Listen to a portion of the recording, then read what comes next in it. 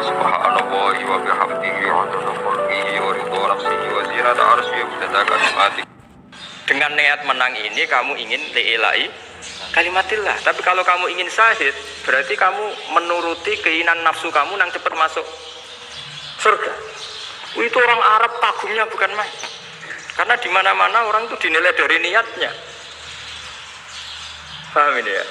Tapi perang loh ya, dalam kondisi perang, bukan teroris. Perang itu artinya orang kafir yang ingin bunuh kita, itu perang namanya apa? Perang. Dulu orang cerita syahid itu hanya pokoknya syahid itu hebat, pokoknya syahid itu hebat. Syahid di medan perang itu hebat, pokoknya syahid di medan perang hebat. Tapi ketika Syekh Nawawi memberi penjelasan ilmiah, jika kamu perang ingin cepat mati, ingin cepat syahid, artinya ini untuk pemenuhan diri kamu, karena kamu bayangkan langsung masuk surga. Kamu lupa bahwa dengan kamu dibunuh, kekuatan Islam berkurang. Akhirnya beliau memberi penjelasan, syahid itu bagus, itu sebagai takdir. Hanya takdir itu kita perang yang ingin menang, tapi takdirnya mati. Jangan dibalik, oleh perang rapati tenanan, benang mati nang lebu. Itu yang pertama, termasuk ulama yang pertama memberi penjelasan itu Syekh Nawawi. Akhirnya melahirkan kekaguman yang luar biasa dengan tafsir Munirnya itu. Terus beliau itu orang yang rileks kalau menjelaskan ilmu.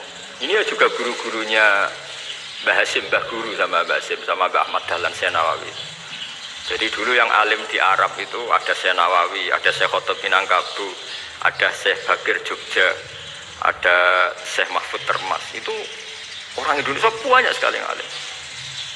Bahkan diantaranya yang dikagumi Al-Azhar itu juga orang Indonesia, nama Syekh Abdul Manan, itu mbahnya Syekh Mahfud Termas. Itu pertama ada duta besar Indonesia di Mesir, itu termasuk barokahnya Mbak Abdul Manan tadi, itu juga orang Indonesia. Jadi pemahaman ulama Indonesia itu khas, termasuk ketika memaknai apa? Syahid. Ketika memaknai apa? Syahid. Itu unik. Ketika Syekh Nawawi diuji dulu itu yang namanya ulama diuji dulu oleh 100 ulama. Jadi dulu ya ada kompetisi. Imam Bukhari diakui jadi ahli hadis itu diuji oleh mi'atu muhaddisin, 100 orang ahli hadis, sanad dibolak-balik, matanya dibolak-balik, tapi beliau tetap bisa mengembalikan proporsi sanad itu.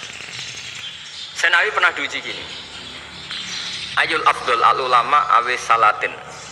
Keren mana ulama sama raja atau sama orang-orang kaya, sama penguasa? Ya keren ulama. Dibully sama orang.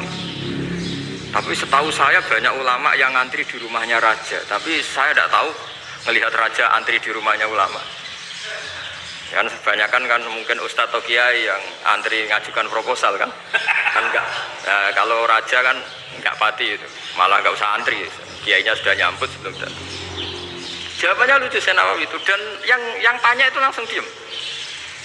Ya karena ulama itu tahu fungsinya uang, sehingga cara nyari sampai seperti itu. Sementara raja-raja itu tidak tahu fungsinya ilmu, makanya tidak pernah sowan ulama. Sehingga, jadi ya dianggap enteng saja.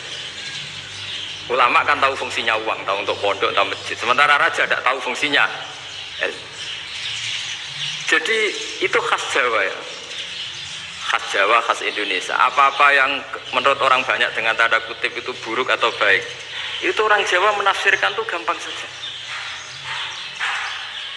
Sehingga semenjak itu Jawa itu dipandang betul. Saya punya kitab namanya Qadhayal Haji wal Umrah. Itu terbitan Hayatul Ulya Arab Saudi, milik Wahabi. Itu diantara fatwa yang dipakai untuk solusi muskilatul haji, problem-problem haji kekinian. Itu fatwanya syekh-syekh yang dari Indonesia, termasuk Syekh Khotib Minangkabau, Syekh Nawawi Banten, Syekh Bakir Nur Jogja. Misalnya begini, dalam fatwa-fatwa yang menyulitkan kita ya, sampai sekarang jadi perdebatan. Ketika Safa dan Marwah itu dengan batas tertentu, saya ulang lagi dengan batas tertentu, mau tidak mau atas nama kebutuhan, itu kan butuh perluasan. Karena kalau naik turun itu mudah disepakati ulama.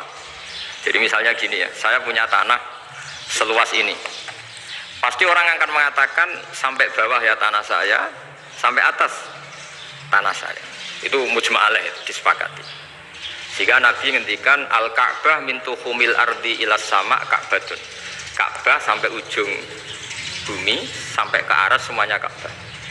Sehingga tidak ada perdebatan ulama ketika Masjid Haram di tingkat, kemudian yang di atas sholat, tetap dia menghadap Ka'bah. Tidak harus diluk melihat di bawah, enggak, karena Ka'bah sampai langit.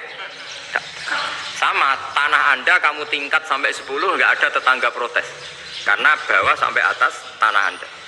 Tapi kalau diperluas, tanah Anda kamu luaskan setengah meter saja atau 3 cm saja, iso geger mek tonggo. Karena di mana-mana batas itu ya tadi, kalau atas bawah miliknya, kalau samping enggak. Pertanyaannya, perluasan Mina itu ke samping, perluasannya Matof yang Mas'ah itu juga ke samping.